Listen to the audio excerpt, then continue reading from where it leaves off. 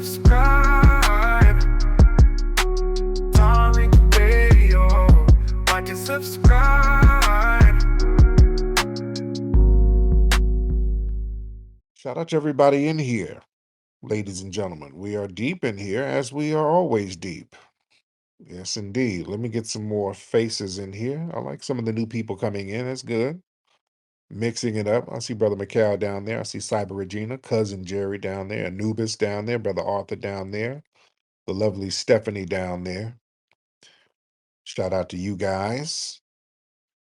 Much respect. Let me get Peter. Let's get Peter in. Let's get Mr. Peter in the building.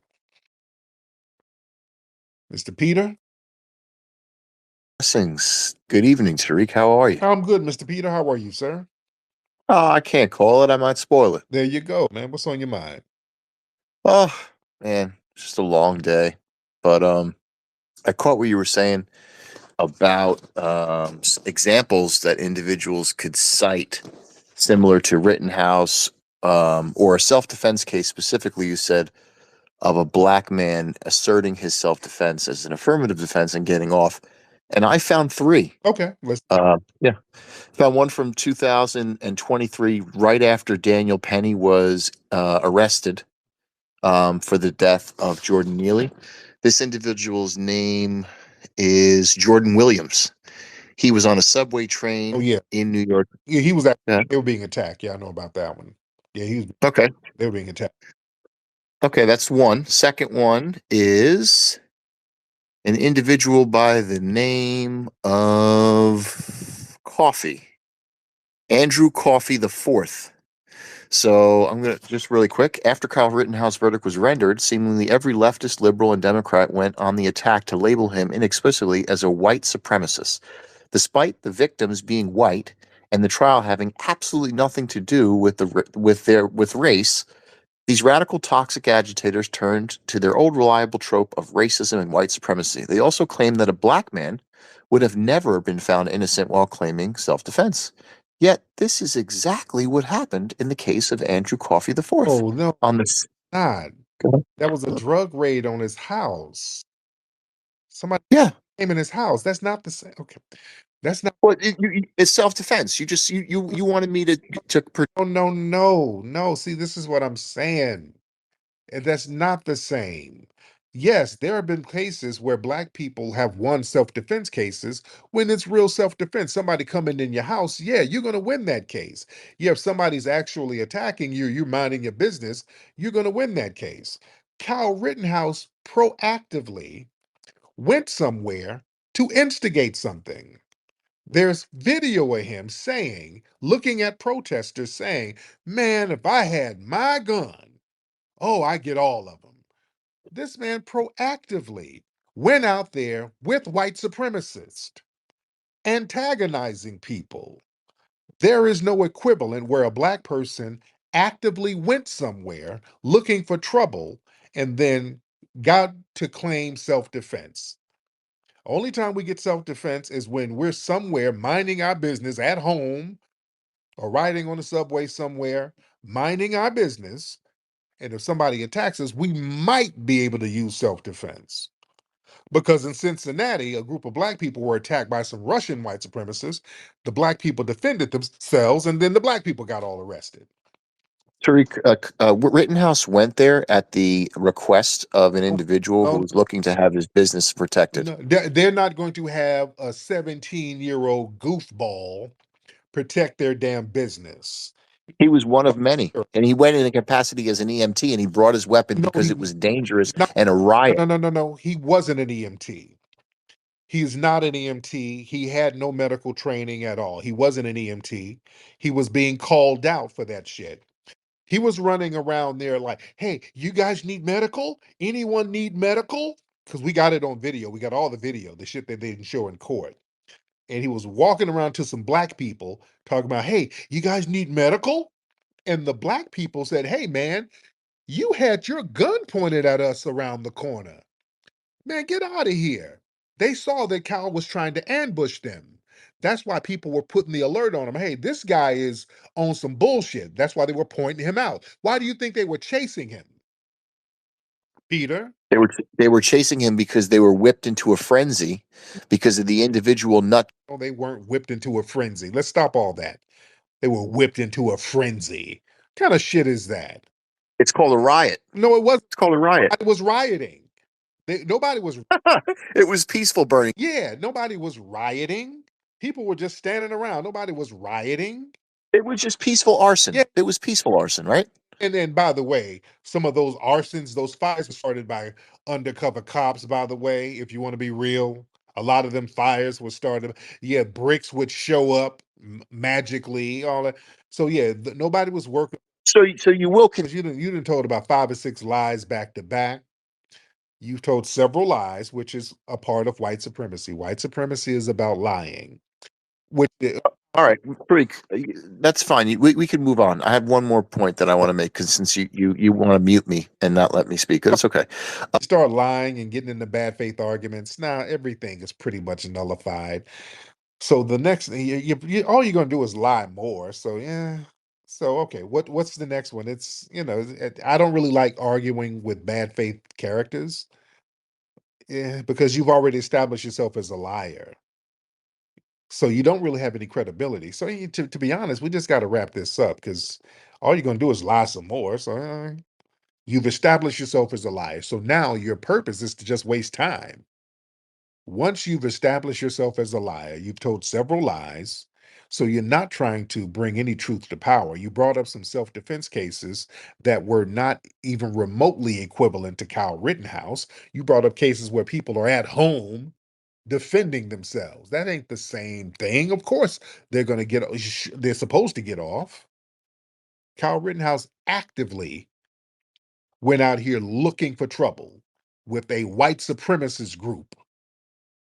And then when they got him bail, he's out there at bars throwing up white supremacist hand signals. That's why people called him a white supremacist.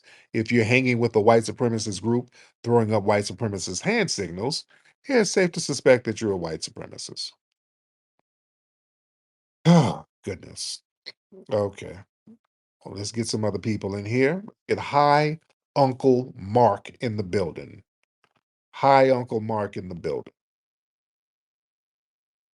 Hi Uncle Mark in the building. Hop on in. Oh, hello, Uncle. Hello, Tariq. How are you I'm tonight? good, Uncle Mark. Hey, listen. The one guy, the Memphis guy who called in and said that he didn't know the things that Charlie Kirk said about black people. I jotted a few things down, if I may. Go ahead, please. You had mentioned that he had said some things about some prominent black women, like Justice Brown Jackson and Michelle Obama, Joy Reid. He called them affirmative action Right. picks. Said they don't have the brain processing power to be taken seriously. Right. He wondered if and I quoted this. Let me write. I I wrote moronic black woman in customer service was there because of DEI or excellence. He claimed that blacks attack white people happen 3 more times often than white on black crime. mm-hmm. He called the Civil Rights Act of '64 a huge mistake and MLK as awful and a quote mythological anti-racist creation. Mm. And he referred to George Floyd as a scumbag. Right. So that's what I jotted down just in the past, few hours here. Right. So these people know they thank you for the call, by the way. Yeah, these people play dumb and act like they don't know. Yeah, you know all of that fake toxicology report talk. You know all that stuff, but you don't know about Charlie Kirk's vile anti-black racism. Right. Carlos, what's up, Carlos? Hi guys. How you doing, Carlos? Uh, Pretty good, pretty awesome. What I'm listening now, it's another hate crime around the United States, right? So I support all your missions that you guys are having because right now the United States is under attack in every single uh, angle. The United States right now, it's Carlos, I don't know what you're saying, brother, but thank you. Okay, you got to get it together. Not only I don't know what you're saying, you saying it with a thick accent, and you're kind of struggling, brother. So I don't even know where you trying to go with it. It's respect, all right. But I can't struggle with trying to understand what you're saying. Anthony, what's up, Anthony? Mr. Anthony, hop on in, sir. Mr. Anthony, if you can hop on in, that'll be great. I don't want you to mess up the momentum here. All right, while we're waiting on Mr. Anthony to come on in, let's get let me see. We got a lot of folks in here. Let's try Austin. Let's get Austin in here. What's up, Sister Brooke? I see you down there, dear. Austin, what's up, Austin? Hey, brother. What's How up? you doing, Austin? Am I on or what's Yeah, up? you're on, Austin. What's on your mind, Austin? Austin, can you hear me? Austin, can you hear me? Okay. I can't hear you, Okay, man. you got to call back up, Austin. I don't know what's going on with your phone. I don't know how people have janky phones with all the technology we have. We got rovers on Mars, and people are still out here with janky ass iPhone 2s. I don't know how y'all doing it. All right. Let me get one more good one in here. Y'all, let's raise your hand because I can't be on all night. One more good one. Let's get one more good one. And shout out to everybody in here. We got a lot of folks in here. Let's get let me see. Raise the hands, raise the hands, raise the hands. Let me see. Trying to get down and get some new faces in here. Anthony, you want to try it again, Anthony? Let's try it again, man. I tried to bring you up, brother.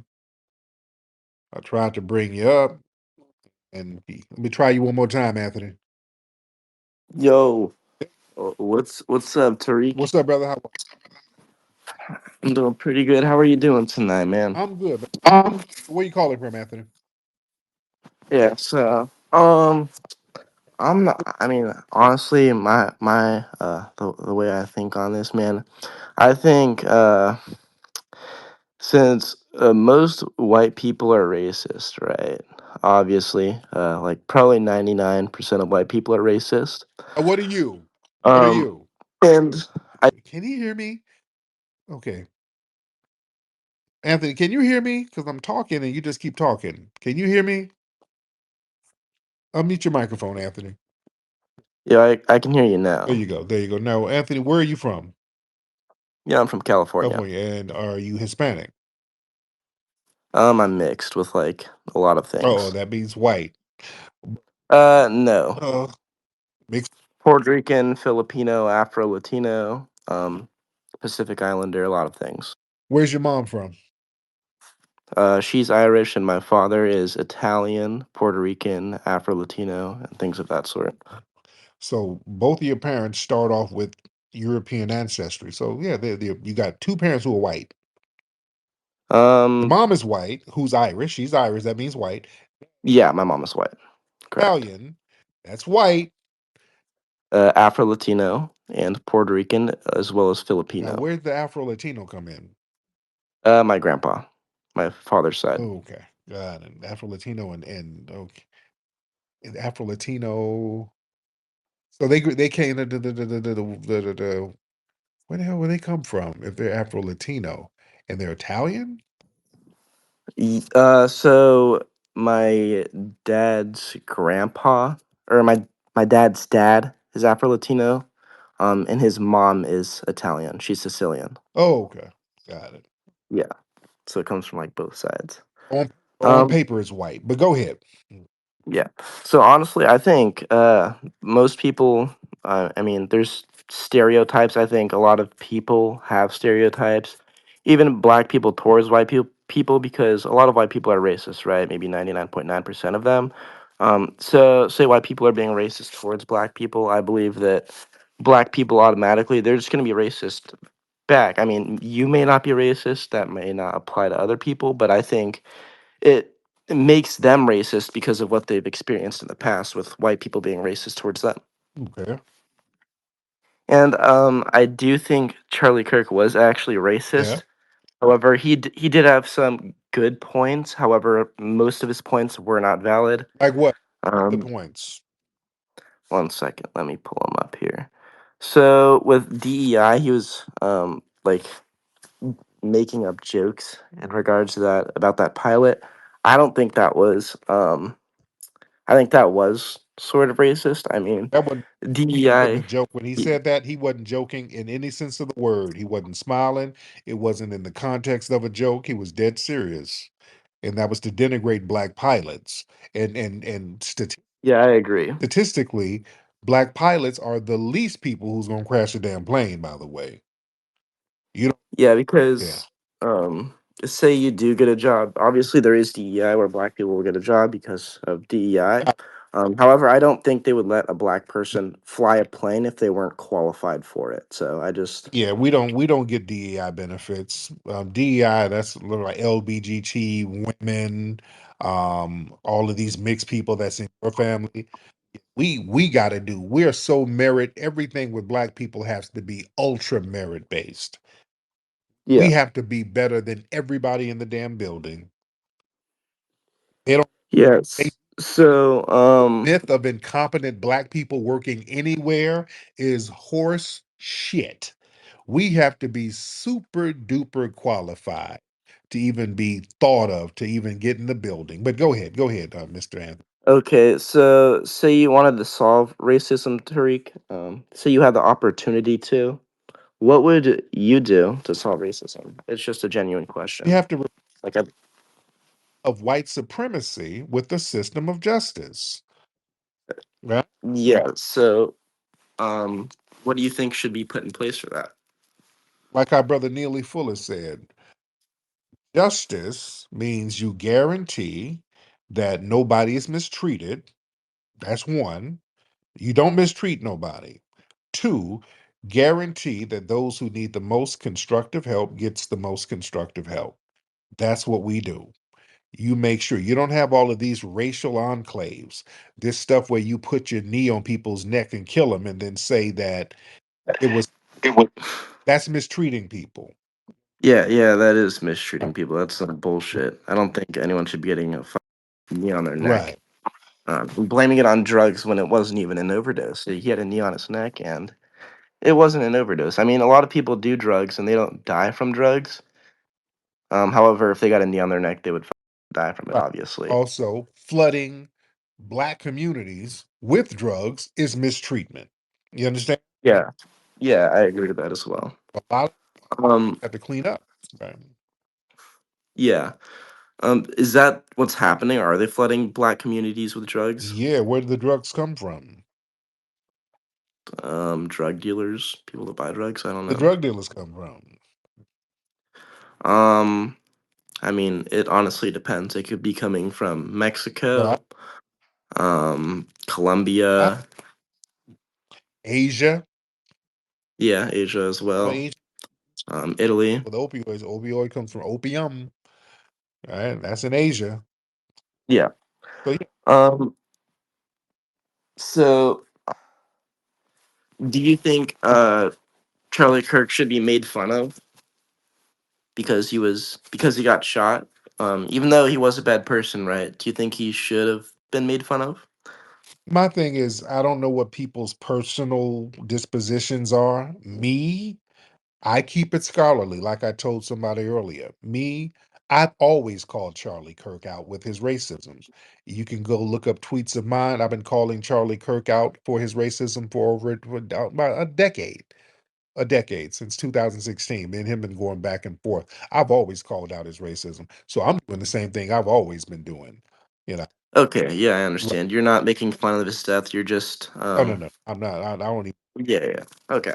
Yeah, I understand. That's completely fine then. I don't know where um I mean, you have been. argument is this. The Charlie Kirk supporters, they shouldn't be running around here whining about people making fun of him, which is what he did. He denigrated people and mocked their deaths all the time. So I think it's hypocritical for some of his people, his supporters, to run around here now crying about honoring the dead, and all Charlie Kirk did was denigrate black people who got killed. He made a platform of that. And I'm talking about children too. You denigrated and mocked Trayvon Martin and others. So that was his platform. So a lot of people believe he's getting the same energy he put out. Would you think that? Um, I mean, yeah, in certain situations, right? I believe he got the same energy he put out. For example, you were already shitting on him for being a racist. Uh-huh. But for example, say you weren't shitting on him previously for that, and he died, and you were like, he deserved to die because he was a racist. I mean, I everyone. didn't say that at all. Yeah, exactly. It was just an example, but like people that are saying he deserved to die because he was a racist or whatever, I don't think anyone deserves to die. However, certain people do deserve certain things. So if someone's being racist, they're gonna get racism back towards them. Um, Energy matches energy. He yeah, basically justified damn near every black person who got killed by a white person. He justified it all. He always justified it. And basically said they deserve what they got, and the white person was innocent. That was his whole platform, and he did that with every single high-profile case involving a black person that he mentioned. You understand? That's a problem. yeah, yeah. I understand. I agree with that as Right, well. right. Um, Anyway, thank you so much. Let me get some more calls. Thank you, Anthony. of course. Have a great rest of your. Right. Lord, Lord, y'all are not, y'all think y'all gonna splain for some damn Charlie Kirk. Y'all want people to have some kind of, again, I keep it, I'm keeping it the same way I've always kept it. I've always talked about that man's racism. I'm just doing the same thing I've always been doing. But they want to kind of police other people's emotions. If people want to mock and whatever, my thing is, how are you guys going to police how other people are reacting to him when all Charlie Kirk did was denigrate dead black people dying? He denigrated them. He denigrated Breonna Taylor, everybody, black woman at home. He called her all types of thugs and y'all, she wasn't that innocent. He says vile things about black people who've been harmed unjustly. And now people want to have a high standard or a moral high ground for him? Man, all right, let me get some more calls. I get one more because we are in here heavy. Let's get, what's your name? Boyle? Let's get Boyle in here. Boyle Bile.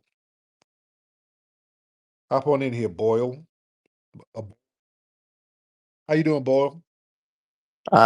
I can't complain. Um, I noticed you speaking earlier about the city of Memphis. Yes. Yes, I live in New York City, but I follow the Judge Joe Brown. Yes, I know Judge Joe Brown. Yes, I do. Yeah, I like Judge Joe Brown. I am a lawyer myself. I am retired now, but I used to practice the criminal law in the city, Okay. and I used to watch his show on TV. He's very good, very, very good. And he ran for the mayor of Memphis a few years Yeah. ago, and he has a show with this woman Dana with the data. Yes. Yep, they run a show Tuesday night, and he spoke at length about Memphis and how every part of the city, from the police to the council to the mayor to everyone, is black. And he don't understand how people can say that white supremacy run the city when it's all black people that control every aspect of the city. So I would like to ask you, because I go to his show Tuesday night. Would you be willing to go to his show Tuesday night and have a debate with him about this? No, I don't really debate black folks like that. That's pointless. And I know Judge Joe Brown. Judge Joe Brown has been in my films. So Um, yeah, so that's pointless debating. I debate. I like debating the white supremacists and sometimes some tethers. But yeah, that's pointless because just look at some of the facts in West Tennessee, there was a city that was black owned land. There was a town, and they were going to build this blue oval city, this Ford plant. Okay, have you heard about that? Oh, Boyle. I'm sorry. I'm sorry. I couldn't press the button. I heard about they were Elon Musk wanted to put a data center Right. i- in the city, right? And there's something with the council and payoffs where they were saying, "Oh, this is going to poison the water and it's going to hurt the ecosystem and the land." And in reality, Judge Joe Brown explained it that this was gray water. It's water that comes from toilet in the shower, so it wouldn't have ruined the water, and it would have made it would have brought so much jobs to the local economy and lifted really, a rising tide lift all boats. And the city council shoot it down. And so we speculate why. And it's because he said everyone there is grifting. They are all professional grifters and they all make big Mm, money in the city, very corrupt. So how do we root out this corruption Well, in a city that's predominantly run by black well, there's an people? again. I know about, and I kind of heard about that Elon Musk facility, but then you had that Ford plant that they were going to put out there in a black area, and it was going to create a lot of jobs. It was going to create a lot of money for this black area, and then some of these white state controllers popped in. They came in using some kind of eminent domain, and they got the land and they got control of the roadways and the highway connections, and they started etching the black people out, and there was a real big pushback because of that. So Dolo, hop on and let me get Dolo in here because Dolo's raising his hand. Dolo. Yo, it's good, Tariq. This is funny. That's Peter right there. I don't know what he's on, but that's Peter that you talking to. The one I was talking to earlier. No, I said my name is Yeah, Boyle. I'm a lawyer from Queens, New York. I yeah. don't He's know on who. a. We were just in Dana's space. Somebody exposed that he does that. So yeah, just so you know, that's Peter. Oh, okay, there you go. Okay, I was wondering because that accent sounds like goddamn Dracula.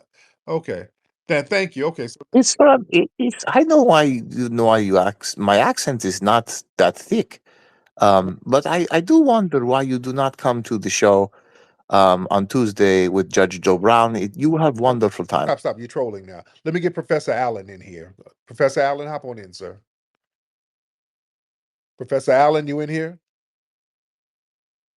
Oh, damn it. Professor Allen was in here and I'm gonna have him come back up. I like Professor Allen. We have good conversation too. Yes, but yeah, all that you sound like Count Dracula from Sesame Street. You sound like the Count. One, Yes. two, Right. three. Yeah, that accent is horrible. I'm like, what's this despicable me ass accent this guy got?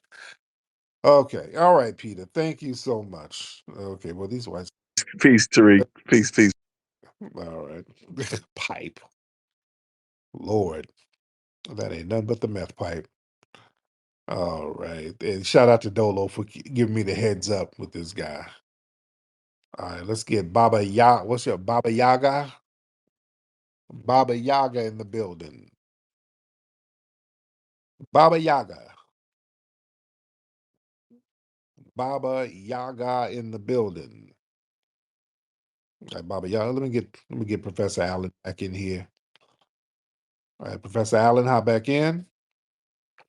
Yes, sir. Yeah, I got kicked off. It was very weird, but I'm gonna be real quick. I wanted to address that dude that was on here. You called him on the accent, so there's no need for me to saying that. But I want to give another piece of evidence to show that Memphis is under control of the dominant society. About 3 years ago, um, uni- uh, Memphis has a R2 research university called the University of Memphis. It used to be called Memphis State. It's a predominantly white institution of PWI. Well, the majority of the students there, and undergrad and grad, are foundational Black American, right? And a couple years ago, um, the board decided to have Kyle Rittenhouse as a speaker. And yes, sir. And a lot of the faculty and students and grad students, we all was like, hell no, we do not want him here. And he was there against our will. Wow. So Memphis is under control, man. It's locked down. And the last thing I want to say is be careful with dudes like that Peter guy, because essentially on a conceptual level, what he's trying to do, ladies and gentlemen, is pit FBA against Right, FBA. So right. be careful with those crafty types. That's all I had, Hey, bro. yeah, I caught that. He's trying to be slick, trying to. Well, why don't you go to debate Judge Joe Brown? No, no, no, no. We don't do that. No. He came. He gang. What's your name, brother? He came. Yeah. The only thing I wanted to say, that guy that was talking about data centers, he's not familiar with data centers. To give you an idea, there is a place in West Michigan. It's called Switch, and it's a super large building where that is run only for less than 10 people. So a huge data center, let's say the size of a Yeah. mall, would not bring hundreds of thousands of jobs or hundreds of jobs. Okay. All right. All right. Thank you. Thank you so much, brother. So it's Okay. But these vampire sounding cats. All right. Let me wrap this thing up, ladies and gentlemen. It's been real. Yo, we got the Funny Fall Fest happening at the Hidden History Museum, October 4th. Get your tickets, man. HiddenHistoryMuseum.com. Come on out and kick it, man. We got a lot of great comics. Oh man, we got Scruncho. Brother Dwan B is hosting, and we got complimentary food. It's gonna be a vibe. HiddenHistoryMuseum.com. Also, get your Rootwork deodorant at rootworkstyle.com, ladies and gentlemen. Rootworkstyle.com. All right, I'm up out of here, guys. Puppy Akute, Lola Vuve to the family. Peace. I'm no longer musty.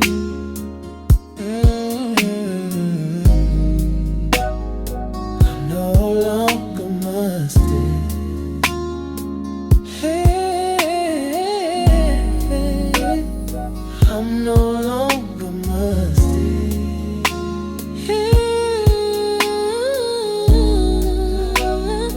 I'm no longer musty. 'Cause I got my real work on. I'm no longer musty. 'Cause I got my real work on. I'm no longer musty. 'Cause I got my real work on.